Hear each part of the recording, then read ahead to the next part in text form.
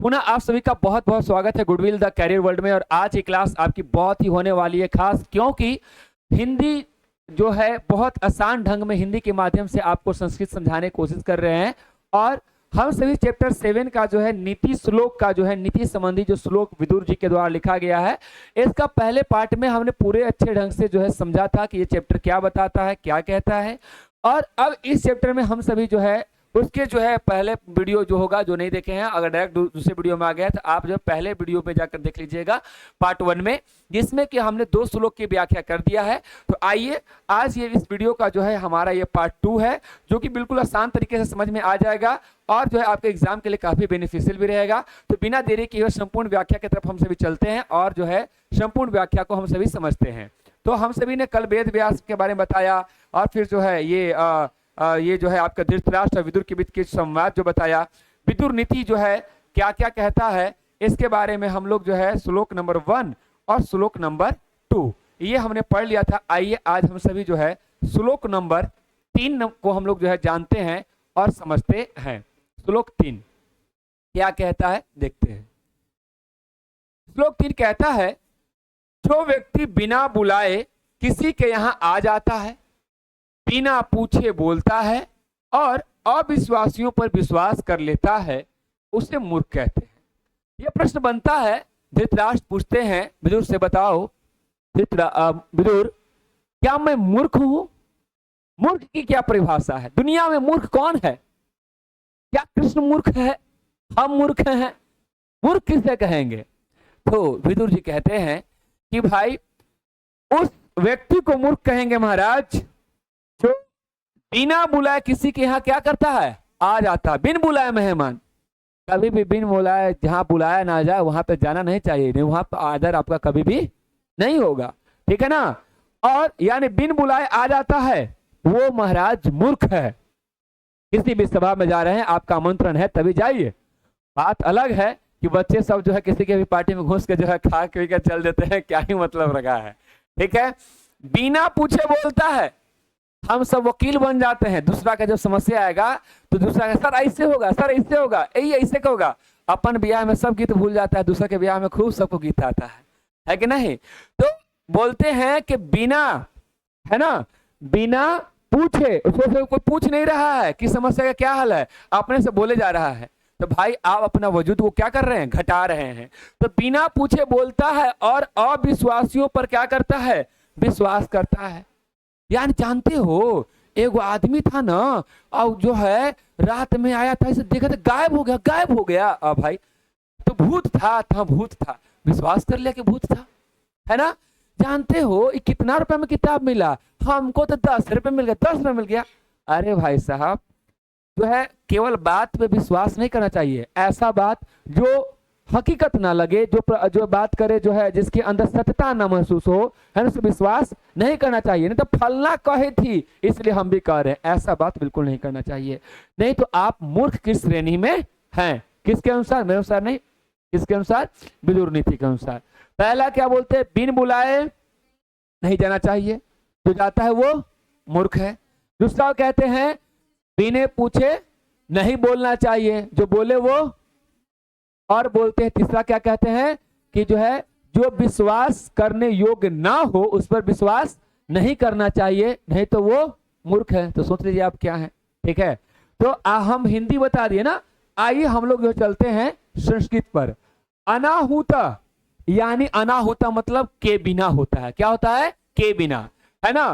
प्रविष्टि, है ना, यानी जो है बिना बुलाए क्या करता है, बिना बुलाए, है ना, बिना बुलाए क्या करता है, प्रवेश करता है किसी के घर में, क्या किसी के यहाँ क्या करता है, प्रवेश करता है, जाता है। अपृष्टो बहुभाषते, अपृष्टो मतलब बिना पूछे, बहुभाषते यानी बहुत बोलता है, ठीक है। अनाहुत प्रविष्टि, बिना बुलाए प्रवेश करता है। अपृष्टि बिना पूछे, पृष्ठि मतलब पूछे, बहुभाषते, बहु मतलब खूब बोलता है। अविश्वस्ते, बिना विश्वास करने योग्य बात पर विश्वस्थिति यानी विश्वास करता है ना। मूढ़ चेता, मूढ़ चेता का मतलब होता है मूर्ख, यानी वो मूढ़ है, मूर्ख है ना, नराधमा।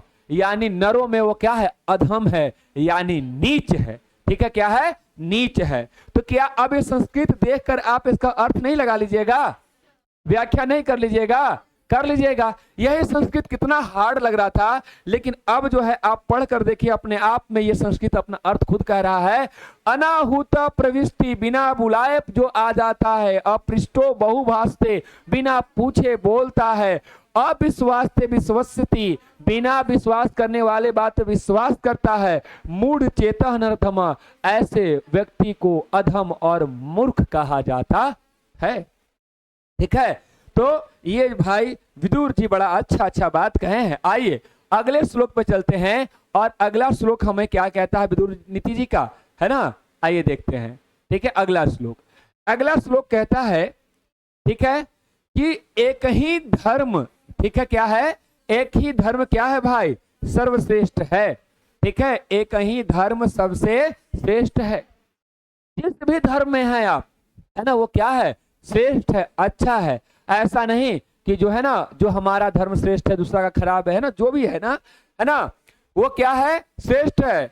और कहते हैं कि जिस भी धर्म में है वो क्या है, श्रेष्ठ है ना। और क्षमा शांति का क्या है, उत्तम उपाय है। जैसे आपको शांति चाहिए, लेकिन आप किसी से लड़ गए हैं, तो आपके माइंड में ही बात चलते रहेगा कि हमको उसको देखें। जैसे देख आया, मतलब खुश है, और जो आपका दुश्मन आपके सामने से गुजर गया, आपका खुशी गया तेल लेने, आप गुस्से आ जाइएगा, ये किससे आ गया, ये कहां से आ गया, है कि नहीं। तो क्या हुआ, आपका खुशी मूड पे जो है आपका ये हो गया, आप उससे गुस्सा किसी कारण से, ठीक है, तो उसको क्षमा कर दीजिए ना, माफ कर दीजिए, जाने दीजिए, है ना। तो कहने का मतलब है, बात करें तो अगर ऐसा भाव रखते हैं, किसी को क्षमा कर देते हैं, माफ कर देते हैं, नहीं कभी होता गुस्सा होता है, नहीं जाओ बात नहीं करेंगे, उसके बाद से आप मुंह टेढ़ा किए हुए हैं, अपना दिमाग खराब किए हुए हैं। ठीक है, तो कहा जाता है कि भाई क्षमा कर देंगे तो मन क्या हो जाता है, लेकिन जब तक क्षमा नहीं करते हैं तब तक आप भी जलते रहते हैं और सामने वाला भी परेशान रहता है। तो क्षमा कर दीजिए। विद्या से क्या प्राप्ति होता है, जैसे जब तक आपको ज्ञान नहीं है ना, जब तक आपको समझ नहीं है, जैसे आप मार्केट में घूम रहे हैं और आप जो है मोबाइल खरीदना चाहते हैं, आपको सही मोबाइल का ज्ञान है तो आप परेशान होते रहेंगे। लेकिन कोई आपको बता दिया कि हाँ भैया ये अच्छा पिक्चर्स है, ये ऐसे तुमने जो है जो खरीदे हो अच्छा खरीदे हो, ठीक है, तो आपको शांति मिल गया कि हाँ हम सही खरीदे हैं। ठीक है, तो कहने का मतलब है कि आपको जब ज्ञान मिल जाता है, विद्या मिल जाता है, जानकारी मिल जाता है, तो आपको क्या प्राप्त होता है, संतुष्टि। आप पढ़ते हो ना, आप मेहनत करते हो, पढ़ते हो, आप मैथ बना लेते हो या कोई होमवर्क कंप्लीट करते हो, तो आपको क्या मिलता है, संतुष्टि मिलता है कि हमारा हो गया, हमने कर लिया। ठीक है, प्राप्त होती है। और अहिंसा से हमें क्या प्राप्त होता है, सुख। अब भाई हम लड़ते चलेंगे, जिसको मन जिसको दुश्मन अपना बनाते चलेंगे, तो कभी सुखी हो पाएंगे, नहीं हो पाएंगे। तो हमें क्या होता है, अहिंसा से क्या मिलता है, सुख मिलता है। आपको जैसे हमारे कोई दुश्मन नहीं होगा, काहे का दुश्मन होगा, हम किसी से लड़ते ही नहीं है, तो हमारे दोस्त हो सकते हैं, दुश्मन बहुत कम होंगे, है ना। दुश्मन भी होंगे तो अपना व्यक्तित्व ऐसा बनाओ कि पीठ के पीछे तुम्हारा दुश्मन भी तुम्हारा तारीफ करे। ठीक है, ऐसा व्यक्तित्व अपना बनाओ। तो वही कहता है कि एक ही धर्म क्या है, सबसे श्रेष्ठ है। 72 बात मन में मत सोचो, एक जो सोचो पक्का सोचो, है ना। और क्षमा क्या है, शांति का उत्तम उपाय है। और विद्या से क्या प्राप्त होता है, संतुष्टि। और अहिंसा से क्या प्राप्त होता है, सुख प्राप्त होता है। ये बात समझ में आ गया। तो ये आपका विदुर नीति था। लेकिन विदुर नीति में हम लोग तो हिंदी समझ लिए, आए संस्कृत समझते हैं। एको धर्म परम श्रेय, एको मतलब एक ही, धर्म परम मतलब सबसे श्रेष्ठ है। समझ में आ गया। एक धर्म क्या है, परम सबसे श्रेष्ठ है। क्षमा को यानी क्षमा, शांति उत्तरमा यानी जो है शांति का क्या है, उपाय है, उत्तर है। क्षमा ही शांति का क्या है, उत्तर है, उपाय है। समझ में आ रहा है। ठीक है, विद्या का परम तृप्त यानी विद्या क्या है, परम तृप्ति है, यानी क्या है, संतुष्टि है। तृप्त हो गए, संतुष्ट हो गए, है ना। पढ़ लिखने के बाद क्या हो गए, हम तृप्त हो गए, संतुष्ट हो गए। तो विद्या हमारा क्या है, परम तृप्ति है। अहिंसा सुख वह, और जो है अहिंसा सुख का क्या है है ना, कारण है। अहिंसा क्या है? सुख का कारण है। ठीक है, अहिंसा सुख का क्या है? कारण है ना। उस समय सुख की क्या होती है? प्राप्ति होती है। तो हम सभी जो है महात्मा विदुर के जो है प्यारे प्यारे नीति जो हमारे जीवन में कितने जो है कामगर है ना, इस बात को जो है बताता है। अब जो है धृतराष्ट्र जी पूछते हैं, बताओ नरक जाने के वो कौन कौन से द्वार हैं? नरक हम कौन सा काम करेंगे कि नरक चल जाएंगे? आप लोग का मन करता हम कहाँ जाएं? स्वर्ग में जाएं। ठीक है, हम नरक में जाना नहीं चाहते हैं। ठीक है, तो कहने का मतलब है ये देखिए नरक का द्वार खुला हुआ है, नरक का द्वार है ये। ठीक है, ये नरक का द्वार है। तो कहता है कि भैया नरक के 3 द्वार है। कितने द्वार है? 3 द्वार हैं। पहला काम, दूसरा क्रोध, तीसरा लोभ। काम का मतलब होता है काम वासना। ठीक है ना, स्त्री पुरुष के प्रति जो मन में जो भावनाएं जो होता है ना, जो आपका सेक्सुअल फीलिंग जो होता है, ठीक है, उसी को हम क्या कहते हैं? काम। ठीक है, और क्रोध का मतलब क्या होता है? गुस्सा। ठीक है, और लोभ का मतलब होता है लालच। किसी दूसरे का सामान हम क्या कर ले ले, किसी दूसरे का मेहनत का फल मेरे पास आ जाए, हम मेहनत तो कुछ ना करें, हमें बहुत कुछ मिल जाए, तो यही क्या है? लोभ है। अगर आप जो है काम की इच्छा में जो होते हैं, जो बहुत ज्यादा अय्यासी करते हैं, वो क्या करते हैं? नरक के द्वार की तरफ जाते हैं, एक बार क्या हो जाएंगे? समाप्त हो जाएंगे। ठीक है, वो नरक के द्वार की तरफ जा रहे हैं। या जो बहुत ज्यादा गुस्सा करते हैं, एक दिन मारे जाएंगे तो नरक के द्वार पहुंच जाएंगे, है कि नहीं? और जो लोभी है एक दिन पकड़ा जाएंगे, कुटा जाएंगे, वो भी नरक के द्वार पहुंच जाएंगे, है ना। तो इस तरह से नरक के कितने द्वार हैं? 3, काम, क्रोध और लोभ। अगर ऐसा करते हैं तो भैया आप नरक में जाइए। इसलिए इन्हें क्या करना चाहिए? त्याग देना चाहिए, छोड़ देना चाहिए। ये नहीं कि अपना लेना चाहिए। ढेर लोग है कि नहीं अपना लेंगे तो जाना नरक के द्वार। हमको क्या कहते हो? त्रिविध, 3 विधि हैं नरकस्य द्वार, यानी नरक के द्वार के। त्रिविध, 3 विधि हैं, 3 तरीके हैं, है ना। नरकस्य द्वारम, यानी जो है नरक के द्वार के। नात्मनः, और जिससे तुम्हारा क्या होगा? नाश होगा। तुम्हारे आत्मा का क्या होगा? नाश होगा, तुम नष्ट हो जाओगे, बर्बाद हो जाओगे।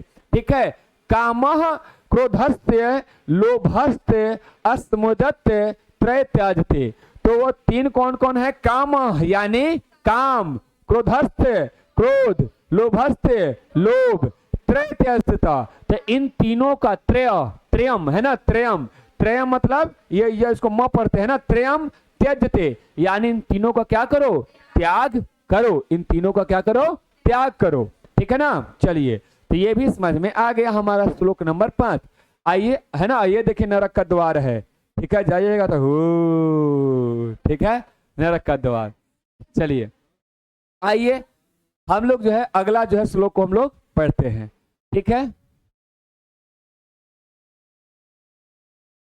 चलिए अगला कहता है क्या कि ऐश्वर्य। ऐश्वर्य का मतलब होता है आपका क्या?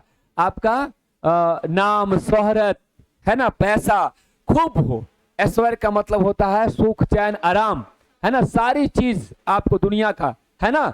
तो भाई ऐश्वर्य चाहने वाले, यानी लोग हमको पूजे, लोग हमको जाने, लोग हमको मान सम्मान करे, भाई उसको चाहत रखने वाले व्यक्ति को क्या? निद्रा। निद्रा माने नींद, अधिक सोना, है ना।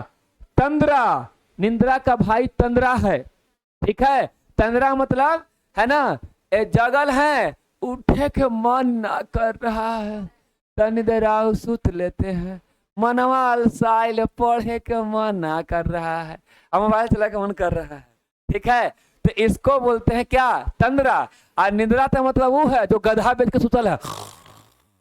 ठीक है, और तंद्रा हुआ जो बेड में पड़ल है, लेकिन पढ़ है और कोई काम कर रहे नहीं है, तो ये हो गया तंद्रा। उघना, है ना, पढ़े बैठ गए, ठीक है, तो ऊँघ रहे हैं। और डर, है ना, यानी जो है आपको डर लगता है, आपको क्रोध आता है, आपको आलस्य आता है ना। और किसी काम को आप क्या करते हैं, देर तक करना, टालते रहते हैं, आज करो सो कल करो, कल करो सो परसों, इतनी जल्दी क्या है, जीना है अभी वर्षों। ठीक है, यानी कबीर साहब का दोहा कहीं उल्टा कर दिया आज के विद्यार्थी। कबीर साहब कहते कि कल करो सो आज करो, आज करो से अब, है ना, परल में प्रलय होगा, बहुरी करोगे कब, भैया पढ़ो पढ़ो पढ़ो। बस सर अभी बड़ी टाइम है एग्जाम का, भी जो है दिवाली का पटाखा फोड़ेंगे, दिवाली का दिया जलाएंगे, और बाद छठ के ठेकुआ खाएंगे और ऊख चबाएंगे, और बाद जो है पढ़ने के लिए आएंगे, है कि नहीं। तो भाई अगर ऐसा सोचते हो तो ये 6 दोष हैं, इन्हें क्या करना चाहिए, हाँ ये वाला सक्सेस चाहिए आपको जो दिखाई दे रहा है। तो आपको भैया ये 6 चीज क्या करना पड़ेगा, छोड़ना पड़ेगा। क्या छोड़ना पड़ेगा, निद्रा, है ना। निद्रा मतलब क्या होता है, विद्यार्थी 5 लक्षणम, है ना, काग चेष्टा वको ध्यानम, कौवे की तरह प्रयास अति करना, है ना। स्वान निद्रा यानी कुत्ते की तरह सोना। कुत्ते की तरह सोना का मतलब क्या, कि कोई आवाज हो तो जग जाना चाहिए, लेकिन आज सब उससे नहीं बोलता है सर। इसका भी बन गया श्लोक, क्या बन गया है ना, ठास भोजनम चाप निद्रा। ठीक है, खूब दम भर के ठास लिए, दम यहाँ तक खा लिए, सूत रहे हैं, चाप निद्रा। ठीक है, तो भाई आपको नींद को त्यागना होगा और कॉपी किताब पर पढ़ना होगा, मेहनत करना होगा, है, अधिक सोना छोड़ना होगा, तंद्रा छोड़ना होगा, उगना छोड़ना होगा, डर जो है छोड़ना होगा, क्रोध छोड़ना होगा, आलस छोड़ना होगा, किसी भी काम को टालने की प्रक्रिया को क्या करना होगा, छोड़ना होगा। ठीक है ना, अगर आप छोड़ देंगे तब आप क्या हो जाएंगे, ऐश्वर्य प्राप्त कर लेंगे। तो यहाँ पे कह रहा है षष्ठ, षष्ठ का मतलब 6 दोष, यानी 6 दोष हैं पुरुषेन, पुरुष के पास, हत्वः, है ना, भूमिच्छता, और जिसके कारण क्या होता है, वह जो है जीवन में क्या होता है, हार जाता है। ठीक है ना, और जो है भूमिच्छता, है ना, जिसके कारण जो है उसे क्या करना चाहिए, इसको हत्वा छोड़ देना चाहिए, इसका क्या करना चाहिए, त्याग देना चाहिए, इसे क्या करना चाहिए, त्याग देना चाहिए। 6 दोष पुरुष को क्या करना चाहिए, भूमिच्छिता मतलब जो है क्या करना चाहिए, छोड़ देना चाहिए या त्याग देना चाहिए। निद्रा, नींद, तंद्रा बता ही दिए। निद्रा का भाई भय, क्रोध, आलस, दीर्घ सूत्रता का मतलब देर से काम करना, या देर तक नहीं होता काम करना, है ना, आराम से कैले हैं, मैथ बना रहे हैं, दिन भर मैथ बनाया, कै गो मैथ बनाया, 5 को बनाए हैं, 2 गो बनाए हैं। ठीक है, तो ऐसे नहीं चलेगा काम, ऐसे सक्सेस नहीं मिलेगा। आइए अगले पे चलते हैं। अगला कहता है, ठीक है, अगला क्या कहता है देखते हैं हम लोग, थोड़ा सा छोटा कर देते हैं। ठीक है, कहता है कि सतेन रक्षेत धर्मः विद्या योगेन रक्षते, मंज्या रक्षते रूपम कुल वृतेन रक्षते। ठीक है, कहता है कि सत्य से धर्म की रक्षा होती है। आप जब सत्य बोलते हैं, सच काम करते हैं, सही काम करते हैं, तो क्या होता है, आपका जो धर्म है उसकी क्या होता है, रक्षा कर पाते हैं। ठीक है ना, विद्या योगेन रक्षते, आप विद्या से क्या करते हैं, है ना, आप जो है अभ्यास, है ना, अभ्यास से क्या करते हैं, विद्या की रक्षा करते हैं। जैसे अगर हम पढ़ाना छोड़ दे तो हमको संस्कृत थोड़ी नहीं याद रहेगा, भूल जाएंगे, है ना। कोई मैथ पढ़ना जो है छोड़ दे तो मैथ भुला जाइएगा, प्रैक्टिस कीजिएगा तो याद रहेगा। ठीक है, आप सत्य बोलिएगा तो अपने आप में सत्यम शिवम सुंदरम, है ना, अपने आप में वो क्या है, धर्म है, वो धर्मात्मा है जो सत्य बोलता है कि नहीं। और बात करें रूपवा मुहुआ नाकवा धोइएगा नहीं तो जो है क्या बन जाइएगा, है ना, बन जाइएगा एकदम खराब। तो भाई श्रृंगार करते हैं तो क्या होता है, रूप की रक्षा होता है। श्रृंगार का मतलब क्या होता है, अपने फेस को ठीक रखना, धोते हैं मानते हैं तब ना साफ रहेंगे, है ना, तो क्या बन जाएंगे, है ना, चूहाड़ बन जाएंगे, चुड़ैल बन जाएंगे, है कि नहीं। तो श्रृंगार से किसका रक्षा होगा, रूप का रक्षा होगा, और अच्छे आचरण से किसका रक्षा होगा, कुल और परिवार का रक्षा होगा। आप जो है बनच्चर की तरह काम अगर कीजिएगा तो कहेंगे कि कुल खानदान के नाश कर दिया, है कि नहीं, पूरा नाम क्या कर दिया, डुबा दिया। और ऐसा आचरण रखिएगा तो लोग भी आपको क्या करेंगे, वाह अच्छा खानदान का है, अच्छा सोच का है। तो वही कहता है सत्येन रक्षता धर्म, यानी सत्य से किसका रक्षा होता है, धर्म का। विद्या योगेन रक्षता, अभ्यास से, योग, योग का मतलब अभ्यास, अभ्यास सॉरी विद्या की रक्षा होती है। मृंज्य रक्षते रूपः, यानी जो मांझते हैं ना, धोतने से क्या होता है, रूप की रक्षा होती है। और कुलम वृतेन रक्षता, यानी जो है अच्छे आचरण से कुल परिवार की क्या होती है, रक्षा होती है ना। आइए अगला जो है चलते हम लोग श्लोक पर। अगला श्लोक क्या कहता है, अगला श्लोक कहता है सुलभा पुरुषः राजन सतम प्रियवदिनः अप्रियसति तु पथस्य वक्ता श्रोतः च दुर्लभ। हे राजन, सदैव प्रिय बोलने वाले और सुनने वाले पुरुष आसानी से मिल सकते हैं। प्रिय बोलने वाले मतलब मुंह में राम बगल में छुरी, मौका मिलेगा काटेंगे मूड़ी, है कि ना। तो प्यारा प्यारा बड़ा मीठा मीठा बोल रहा है, आपको बोले कितना अच्छा आदमी है, लेकिन वो अच्छा आदमी नहीं है, वो भीतर के खराब है, वो भीतर के खराब है। आपको अच्छा अच्छा बात कह के आपका क्या करेगा, दिमाग डाइवर्ट कर देगा और अपना स्वार्थ सिद्ध करके चल जाएगा, है ना। तो प्रिय, सदैव प्रिय बोलने वाले और सुनने वाले। अब अच्छा अच्छा बोल रहे तो सो लोग सुन भी रहा है, अच्छा सुनना पसंद, सब कोई सुनना अच्छा पसंद करता है कि कोई हमारे बारे में अच्छा बोले। ये सुनने वाले पुरुष क्या मिलेंगे, आसानी से मिल जाते हैं। लेकिन अप्रिय ही सही, माने अप्रिय का मतलब सुनने में जो अच्छा न लगे, उचित बोलने वाले कठिन है, ठीक है। कड़वा बोलेंगे लेकिन जीवन के लिए सही बोलेंगे कि समय रहते समझ जाओ, संभल जाओ, ठीक है। तो वो व्यक्ति कम मिलते, लेकिन क्यों, क्योंकि बुरा बोलेंगे तो हमको छोड़ के भाग जाएगा, हमारा नहीं सुनेगा, है ना। तो थोड़ा कड़वा बोलते हैं। विदुर जी कहते हैं कि हम आपको बोल रहे हैं राजन आप संभल जाइए, लेकिन हम आपके भविष्य के लिए क्या करते हैं, सही बोल रहे हैं, ठीक है। तो ये बात कहते हुए समझ में आ गया। सुलभा पुरुष, आसानी से वो पुरुष मिल जाएंगे राजन, राजा जी, है ना। सततम प्रियवदनी, यानी जो हमेशा क्या बोलते हैं, सतत मतलब लगातार, जो सही सत्य बोलते हैं। अप्रियस्य तु पथस्य वक्ता श्रोता च दुर्लभ, यानी अप्रिय परंतु, है ना, क्या बोलते हैं, अप्रिय पथस्य वक्ता श्रोता च दुर्लभ, यानी अप्रिय मगर क्या, सही बोलने वाले, है ना, वक्ता और श्रोता दोनों ही क्या होते हैं, दुर्लभ मिलते हैं। हम अगर डांट के कोई अच्छी बात समझाएंगे तो आपको खराब लगेगा, भाग जाइएगा, थोड़ी ना सुनिएगा, ठीक है। तो ये बात को समझाते हैं कौन, विदुर जी। अगला कहता है ना, अगला आपका 9वां है, 10 को हो गया, बस थोड़ा सा और, ठीक है। कहता है अगला आपका कि स्त्रियां घर की क्या होती है, लक्ष्मी होती है ना, लक्ष्मी है ना। और जो है बुद्धि विद्या के देवी कौन है, आपके सरस्वती माँ, ठीक है। इन्हीं से परिवार की क्या बढ़ती है, प्रतिष्ठा बढ़ती है, इज्जत बढ़ती है। यह महापुरुषों को जन्म देने वाली होती हैं, है ना। चाहे गांधी हो, चाहे विवेकानंद हो, चाहे सिद्धार्थ यानी महात्मा बुद्ध हो, चाहे राम हो, चाहे कृष्ण हो, इसको जन्म कौन देती हैं, स्त्रियां देती हैं, माताएं देती हैं।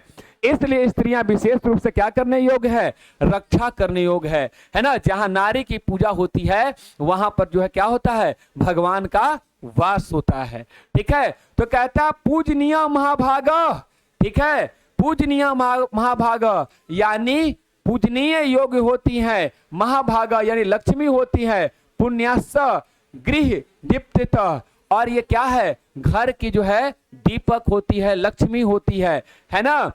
स्त्रियों, है ना, गृहस्थ तथा अस्मृदक्षता विशेषता, ठीक है ना। बात करें तो ये महापुरुषों को क्या करने वाली होती है, स्त्रिय यानी जन्म देने वाली होती है, और साथ ही साथ इसलिए है ना इनकी क्या करना होता है, रक्षा करना क्या होता है, विशेष होता है। संस्कृत में एक साथ मिला के लिख दिया जाता है, लेकिन आपको बस इतना ही लाइन से क्या करना है, अपना श्लोक याद रखना है, इन्हें किसको कौन सा संधि है, क्या है, इतना ज्यादा डिटेल जाने की जरूरत नहीं है, ठीक है।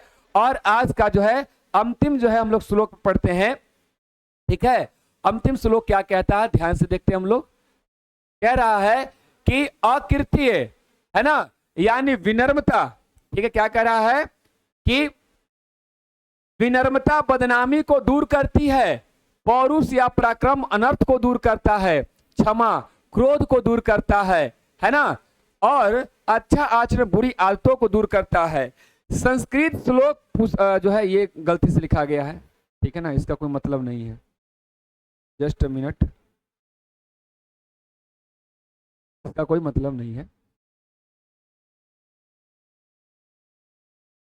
चलिए अब बात समझते हैं क्या कि यहां पर बात कह रहा है क्या कि विनम्रता से बदनामी दूर किया जाता है। जैसे कि आप विनम्र होकर अच्छे से बात करेंगे तो आप बदनाम नहीं होंगे। हाँ, तो कितना अच्छा तो बात कर रहा है, ये अच्छा होगा, है ना। आप अच्छे मगर खराब तरीका से बोल रहे हैं तो आप विनम्र नहीं है, महा बदमाश है, ठीक है।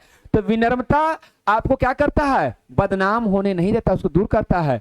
पौरुष या पराक्रम अनर्थ को दूर, आप मेहनती हैं, परिश्रम करने वाले हैं, डरते नहीं हैं, तो कोई भी खराब काम होने से क्या किया जाएगा, बचा सकते हैं, क्योंकि पौरुष है, साहस है। क्षमा क्या करता है, क्रोध को दूर करता है, पहले ही पढ़े लिए हम लोग कि क्षमा क्रोध को दूर करता है। और अच्छा आचरण बुरी आदतों को क्या करता है, दूर करता है। आप बुरी आदत मत छोड़िए, आप अच्छा काम करना क्या कर दीजिए, शुरुआत कर दीजिए, बुरा काम अपने आप क्या हो जाएगा, छूट जाएगा, ठीक है। तो यही कहता है अकृति विन्यो हंति, हंति का मतलब समाप्त करना होता है, यानी विनय विनम्रता अकृति यानी हमारी बदनामी को क्या करता है, दूर करता है। हंत अर्थ पराक्रम और पौरुष है ना, पौरुष यानी पराक्रम है ना, क्या करता है, अनर्थ को, है ना, है ना, हंत अनर्थ है ना, और अनर्थ यहीं पे जुड़ा हुआ है।